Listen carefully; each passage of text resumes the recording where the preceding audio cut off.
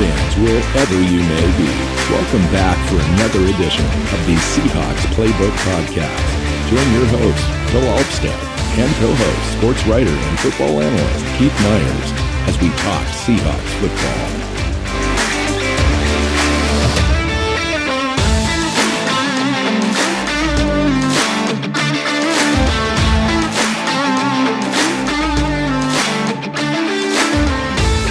Seahawks fans, welcome back to another edition of the Seahawks Playbook Podcast. I'm your host, Bill Alvstad, sitting down with Keith Myers, and we're just going to have a fun conversation today about the Seattle Seahawks. Welcome into the show, Keith. It's happy holiday time. It is Christmas. It's almost the new year. The Seahawks, for the first time in a very, very long time, really kind of suck. And we're now experiencing that and what that's going to be like entering the offseason. So we have a few mental constructs to create in our brains to kind of get over that hurdle a little bit and move on. But here we are. Yeah. And it's an interesting spot to be in because we haven't been here in a while. There was the 1 year when they went 9-7. That was a major disappointment, and Pete Carroll fired his whole coaching staff over it. And this is going to be far worse. This is the first losing season that they've had since 2011.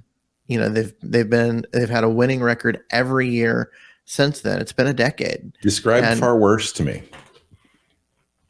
Like, is far worse to you? Actually far worse, or is it better for the franchise, or does far worse actually really mean nothing?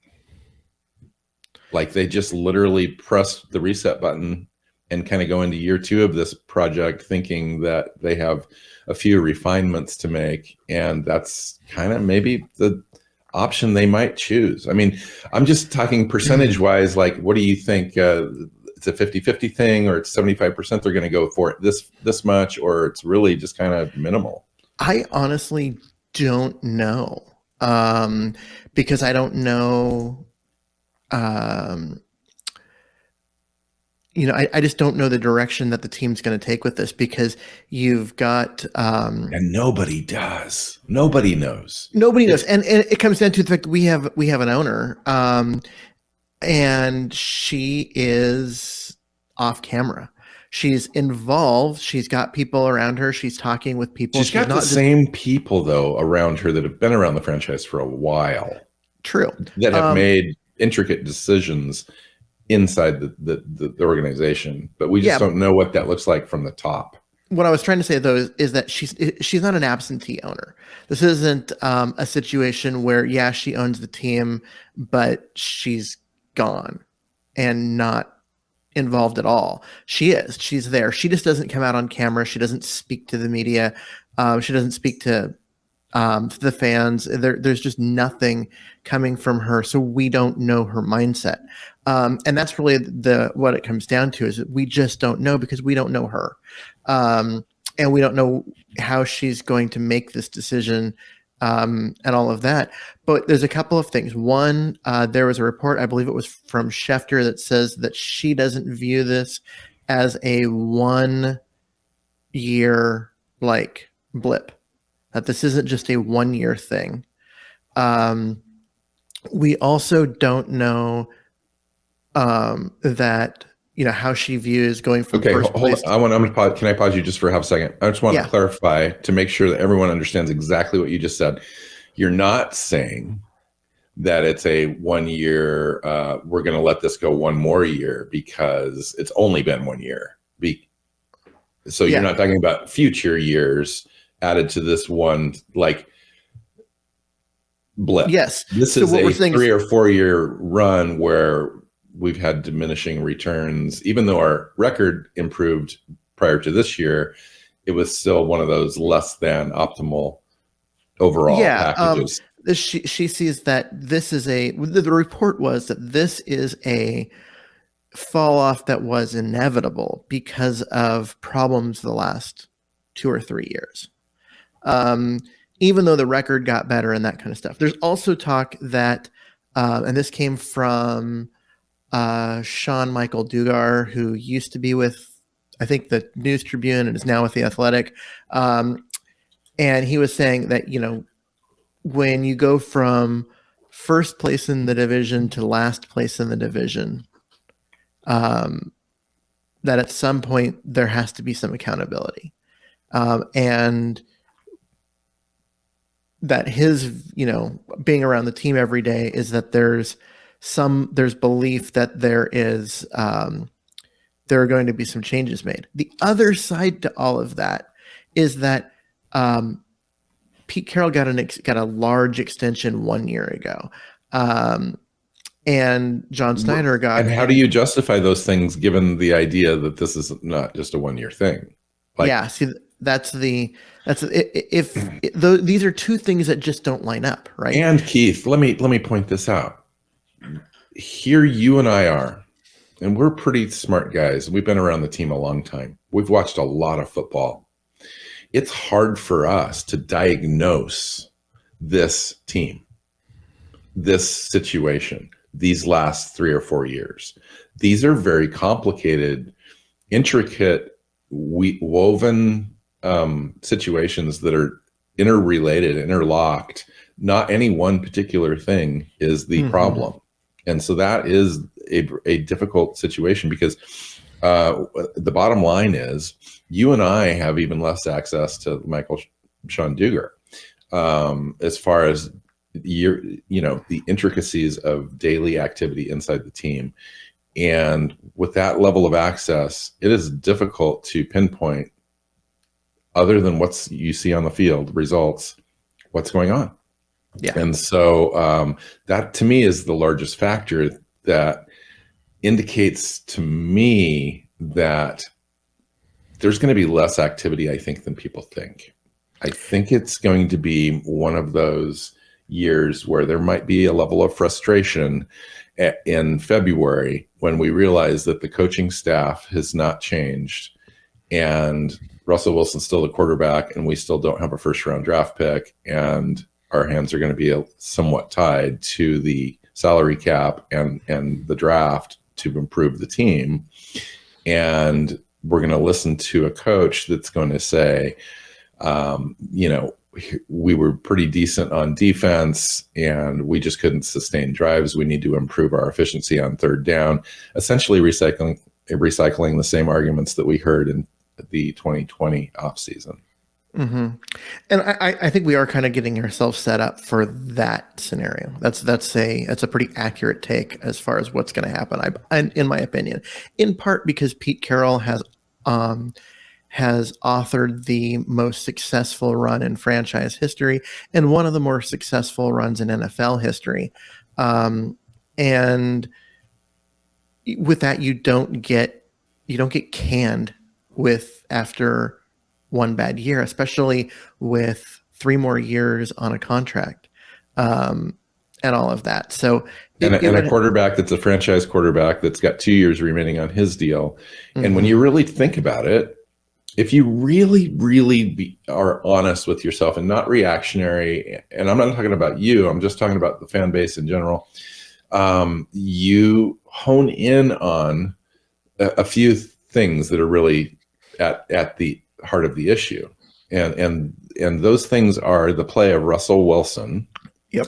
Integrating a new offensive coordinator and scheme and not having the right personnel at the right positions to execute the scheme, both offensively and defensively. So to me, if you really look at it, it's more of a offensive line situation because an offensive line creates all sorts of issues if it's not performing at the highest levels. And I think we see that in different areas. We can talk about that all off season. And then on the defense, it's the same. There's certain trench positions that make other positions work properly in the back end. And the cornerback is definitely a problem. Right. So if you really hone in on correcting personnel situation issues on this team, I think this team improves without any coaching scheme changes or coaching changes at all, just personnel. So we just have a talent deficit. Yeah. And I don't know if it's a John Schneider problem, if they constructed the roster incorrectly in the offseason, if certain players were expected to perform at certain levels and then did not. Well, that's definitely a problem. That's definitely a problem. So all of that is, for me, I think wins out in the offseason, not necessarily because I want it to, but because that's just the way it is. It's the reality. Should change happen? We can have that debate. Absolutely, for sure. And we will. But I'm not sure that the change is going to come in the way that everyone expects it to come. Yeah. I mean, they're in a position where they don't have a first round draft pick, but they've got a lot of other picks. And John Snyder has done his best work in the middle rounds anyway. And then the other part of it is that you've got a lot of salary cap space, and a lot of salary cap space that isn't automatically eaten up by big name guys that you have to resign, right? And you have a big piece in Bobby Wagner that we need to talk about. I mean, for me, that would be the one thing that I think we probably have to talk about. Yeah. So it comes down to we can talk about the on-field product, but I think the franchise team philosophy and where they're going and all of that is the kind of the more important conversation right now. And I'm looking at all of this, and it's a conversation that you and I have been having for a year now about that this roster is constructed poorly. I don't know the talent deficit, and people talk about that. There's a lot of talent on this roster, but there's a lot of talent in places that just don't make sense. Why are you loading up? Why are you loading up resources at safety if you can't rush the passer and you can't cover anyone? Why are you loading up the roster at tight end where they're really deep if you can't block anyone up front? Or Russell Wilson can't throw to them. Yeah. And so you've got, it's just weird. You build a championship roster in the trenches and a quarterback trenches, and then you go the flashier positions, the wide receivers. And if you really think about about that, Keith, we haven't done that for 3 or 4 or 5 years. Yeah. I mean, if you really take a look at the root problem, that is the root problem. Yep. They thought they started to fix it this year. They thought they started to fix it this year. They were able to bring back Dunlap. They signed Hader. They did that. They traded for Gabe Jackson on the offensive line. It felt like they were making this transition. But the problem is one of the things you talked about is there are certain players they expected to play up to a certain level and they haven't. Dunlap's play from last year to this year has fallen off a cliff. Yeah, he had a great game, but that aside. Yeah. Dwayne Brown spent the first half of this year looking like a shell of himself. He's been a little bit better recently, but he's been bad. Speaking of Shell's play, which was good in the first half of last year, then fell off after his injury, has not been good at any point this year. There are people who are expected to play at a certain level, and they just have not. Hyder, we just mentioned he's a guy who hasn't lived up to his expectations or any of that. It's been a rough year for a lot of veteran players with the Seahawks, and yet we still, statistically, are halfway decent defense, at least as far as points is concerned.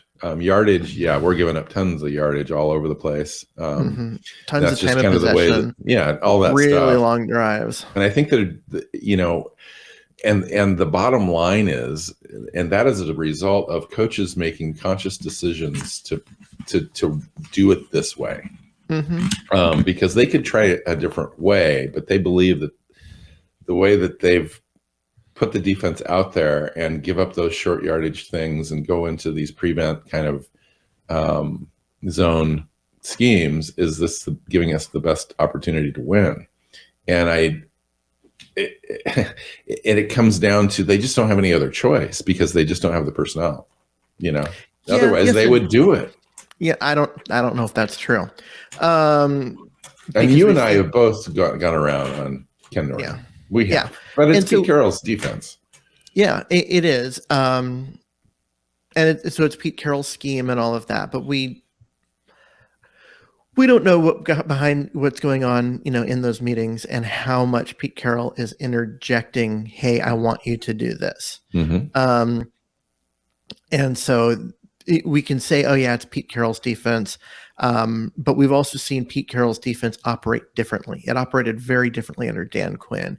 It operated differently under Chris Richard. So it's been... Well, and the difference is Earl Thomas and Richard Sherman. It kind and Cam Chancellor. Well, true. And Michael Bennett. And, Michael Bennett and Cliff Averill right. and McDonald in the middle, who was kind of underrated. There was various pieces. Yeah, Jaron Reed as a rookie.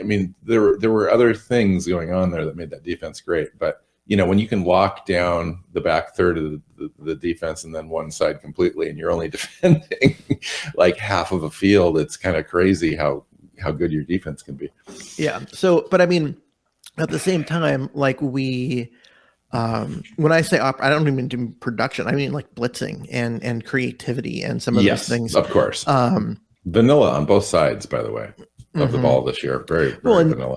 And I feel like on the offensive side, they felt like they have to, because once Wilson got hurt, the offense fell apart, because not only did Wilson get hurt, but you lost Chris Carson, your running back.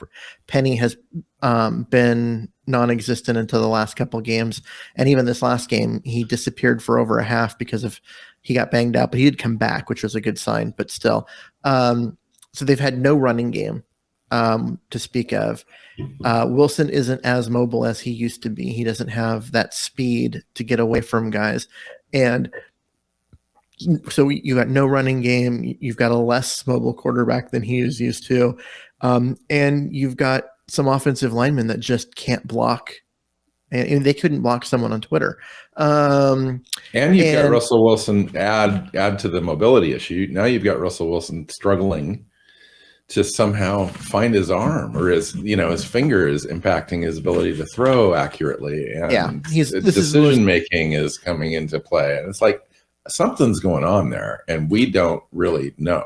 Yeah, there's a lot at play there. There's a lot of issues. There was a 3-game stretch in there when he first came back where he wasn't looking downfield. You watch his eye level on all the replays, and he's watching the pass rushers. You can't win that way. And now he's looking downfield, and he can't get the ball downfield. Like, what's going on with that? Yeah, and that's weird. This is a guy that has, since he came into the league, has had the best deep ball in the NFL. And it's not just a drop off, dude. I watched film from early in the season. He was fine. Yeah. So something's going on physically and or mentally with Wilson right now that's really impacting things. I think it's physically. I think it's his hand. He had that finger surgery and rushed back way too fast and all of that. I think it's going to take some time for him to get that back. But while you're waiting for that accuracy and that just precision on those deep balls to come back, you've got to be able to do something else, and this offense can't. Like I said, it doesn't they don't have a running game, so they don't have a play action game, which is supposed to be like a huge chunk of this offense. Between the running game and the play action, that's like 60% of your playbook that's not available and not working. And so and it's hard, and we've talked about this too, is how much do you assign this to Shane Waldron? And it's almost impossible as an outsider to understand daily what's going on in there, and if he's doing the job that he's supposed to be doing, and it's just a failure of a whole bunch of different things and not attributed to him specifically.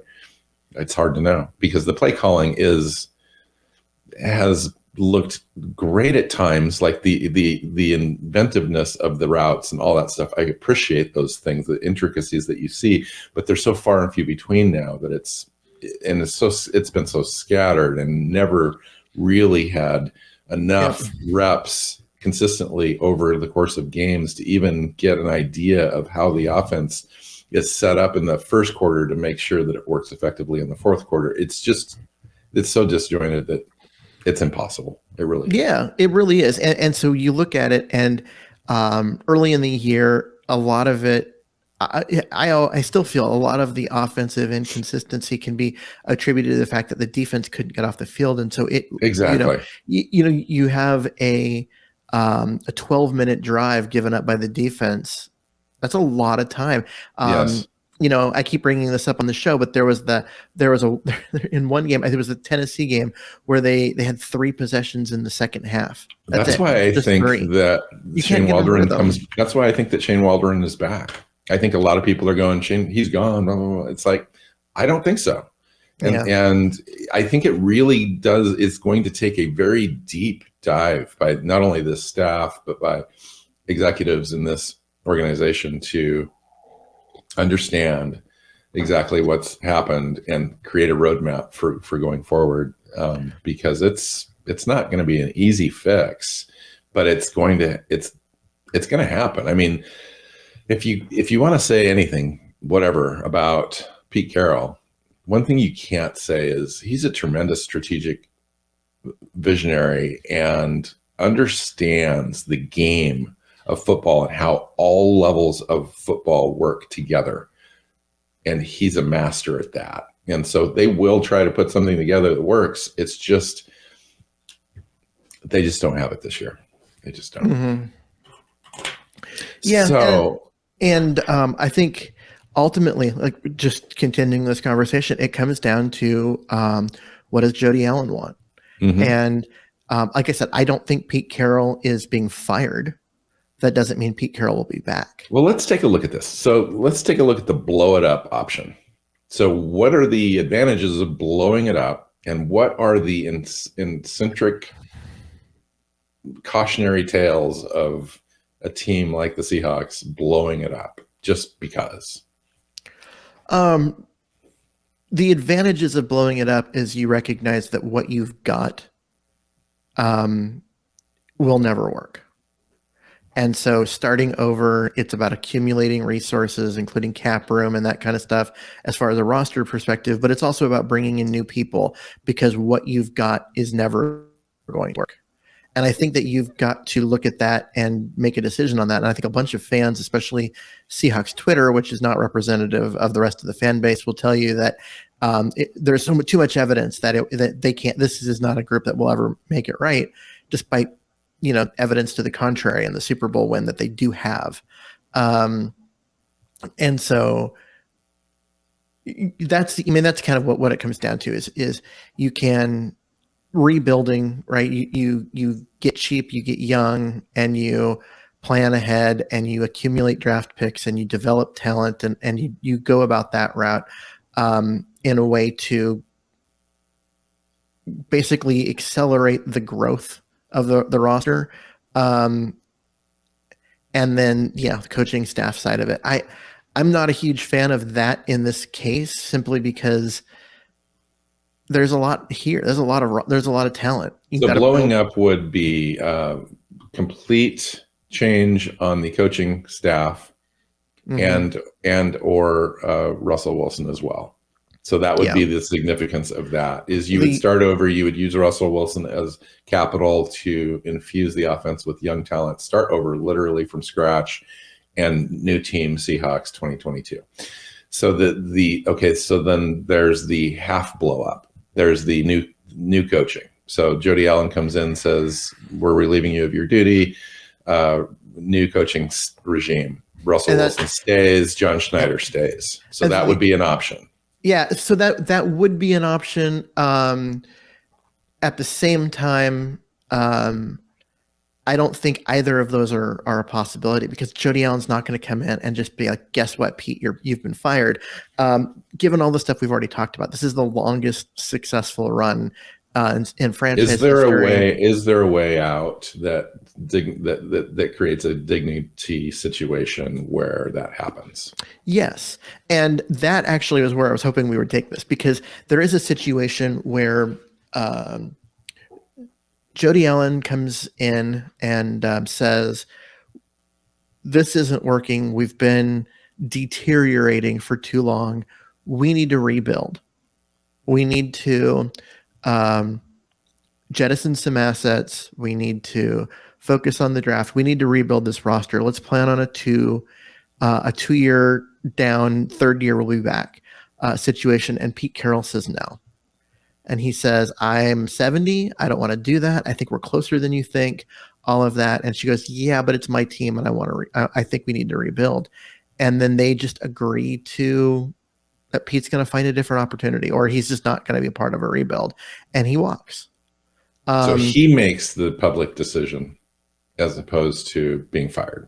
I don't think I don't think it's a situation where after 1 year that the best coach in franchise history gets fired because of one bad year. Mm-hmm. And I agree with that. But I do think that we have a situation where the powers that be above that coach could say, hey, I want us to do it this way. And he is just like, yeah, I don't agree. And I don't want to be like, I don't want to sit through a 3-year rebuild. And neither does Russell Wilson, possibly. So let's talk about that aspect of it. Yeah. Let's talk about Russell Wilson's timeline. So A, contract-wise, B, playing career-wise, C, current roster, current coach, rebuild. Does Russell, there's been all sorts of speculation out there. And I'm not going to speculate, but all the speculation is entirely speculation with zero. Yes, correct. Zero reporting, zero evidence. It's just all that most stuff. of it it's is just what out there. Most of it is what people want to believe and nothing else, because there's no reporting. Correct. So, but the fact remains that it is an asset. So Russell Wilson remains an asset. He's the largest asset on the team. He's got a contract that's possibly movable, and would have an attractive return.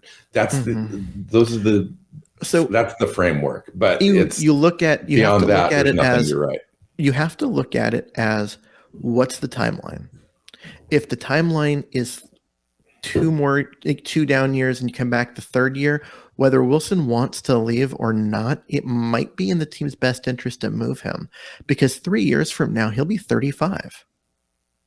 But he'd still be under team control if you include like a franchise tag year. Oh, of course, he's got 2 years of team of contract and then 2 years of franchise tags. You can keep him around for 4 years, so he would still be here. I'm not saying that. I'm saying when you get done with a 3-year rebuild, you're talking about a quarterback who has succeeded greatly on his athleticism, who will now be 35.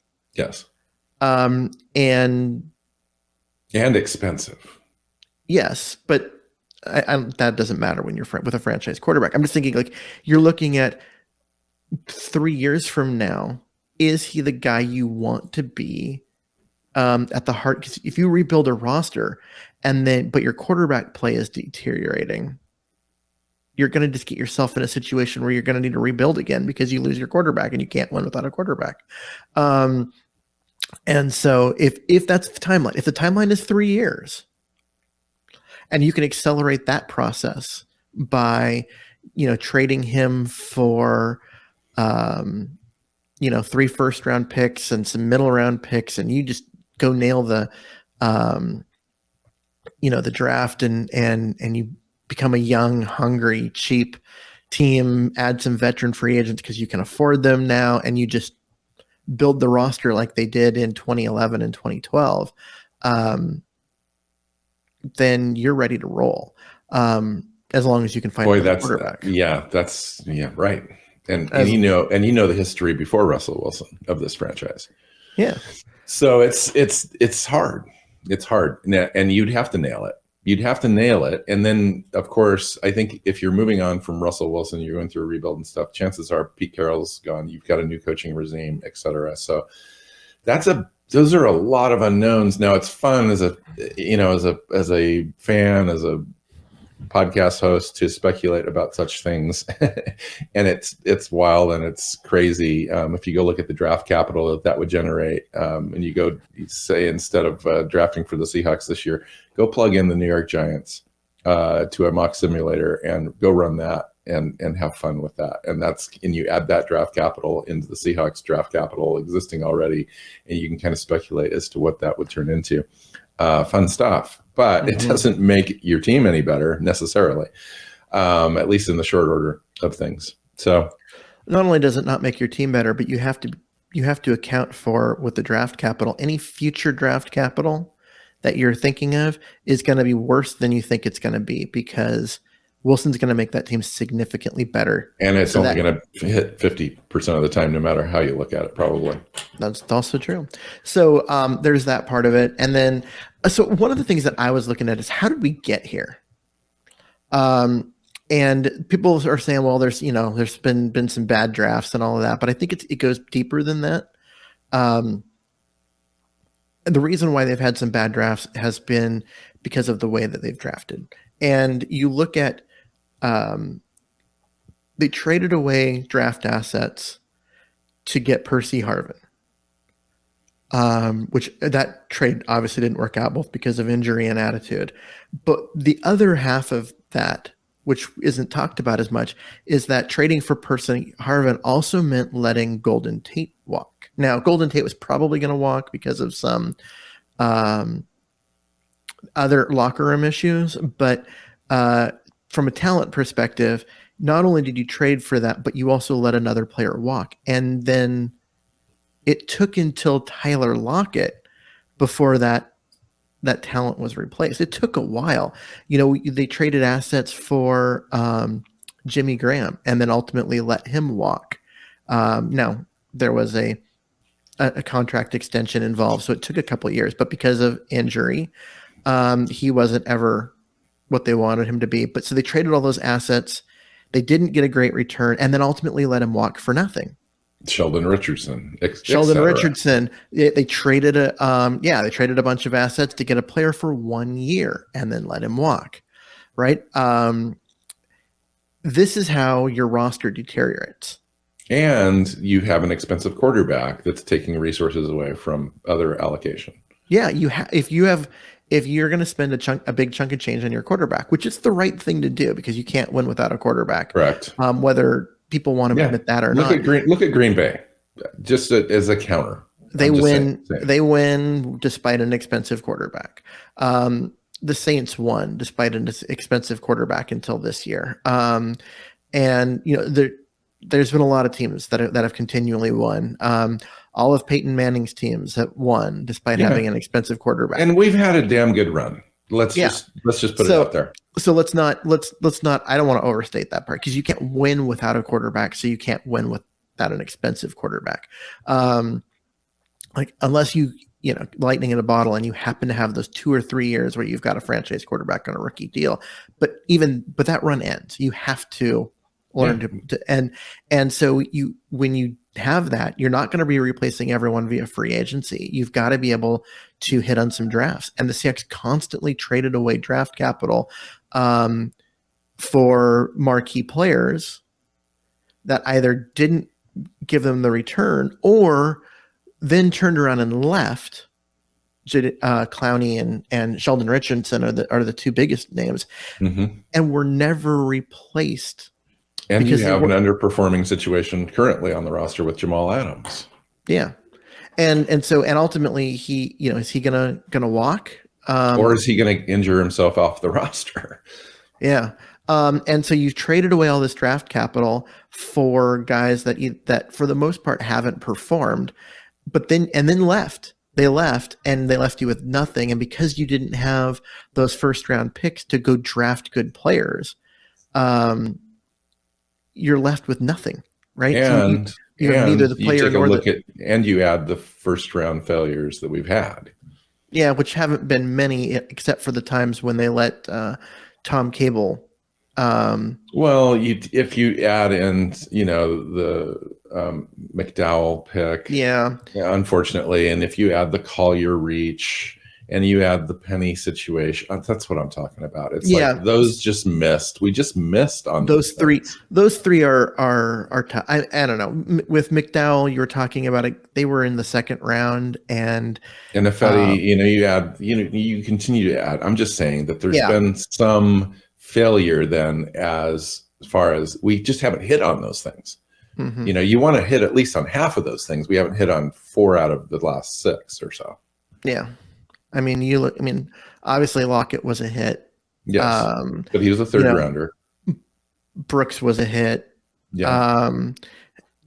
Daryl Taylor has been a hit. Absolutely. So the idea that this team misses on everything, I think, is no, it doesn't overblown. miss on everything. I'm not saying that. I'm just saying it's hard because in addition to what you've said on there have been the value we've missed on the top end picks that we've had, and a lot of them, like with Penny. I mean, when he's healthy, which we saw the last couple of games before this Rams game, when he's healthy, he's a damn good player. And this is a guy that's never had any injury issues, high school, college, ever before.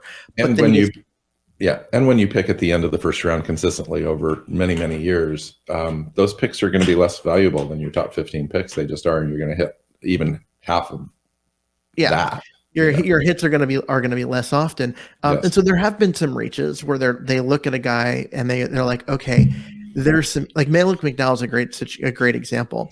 He was a guy that you knew had some character flaws, and you were taking a chance on that because I don't diminish that pick. I think that was a fine pick at the time. It just didn't work out. The physical talent is there, and you're hoping that he can keep his head on straight. And that's what you do at the end of the rounds. When you're coming off, that was coming off a Super Bowl appearance and all that kind of stuff. So you kind of take those chances because you're in a position as a franchise where you can. Yeah. Now, if they were picking at pick 15, you don't take that risk. You don't need to, because you can get the talent with the stuff between the ears that with the at the same time. Right. But when you're picking at the late 40s, I believe is where he was picked, you're looking for that first round talent. But there's a reason why he's still on the board, and he did some stupid stuff, ended up with a brain injury, and lost 60 pounds or something, or 40 pounds. I can do math. And ended up out of the league. I guess he's back in small, a rotation. He's put some of the weight back on and all of that. But well, I'm glad he's having an opportunity. But nonetheless, okay. So your idea, you wanted to talk about this a little bit more as to why we're here. So kind of round that up now and kind of finish that argument off. I just think that this has been a team that has been looking at this year, right? And then when that year ends, it's okay, this coming year. And then they've been looking right now for too many years in a row, and not worrying about what's in front of them. As far as with their draft capital and their spending and all of that, that's like, how do we win right now? And how did they get lost in philosophy? Because Pete Carroll. And Pete Carroll believes in the trenches. Yeah, but he's a trench guy. He knows how to build a defense specifically. He knows what he's doing on building a roster. We saw the roster construction from Pete Carroll and John Schneider very successfully over the years. We know that they know how to do it. How did they get? My question is, how did they lose the ability to recognize what it takes?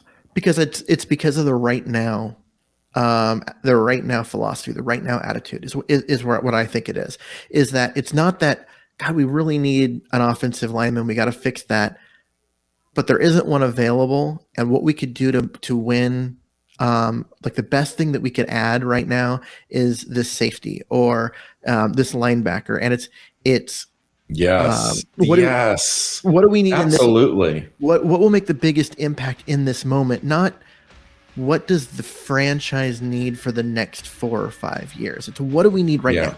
Right. And that, I believe, is what's got them into so much trouble. Yes. Man, that is just so spot on. Absolutely. No question. And it's over and over. Yeah. It's not just one time. It's not we're going to just go get this player because this guy, this is the piece. They've made this is the piece argument like several times, and it hasn't been. Seahawks Playbook Podcast listeners, thanks for joining us for another edition of the show. You can find us on Twitter. Bill is at NW Seahawk, Keith is at Myers NFL, and the show is at Hawks Playbook. You can listen and subscribe to the show at SeahawksPlaybook.com.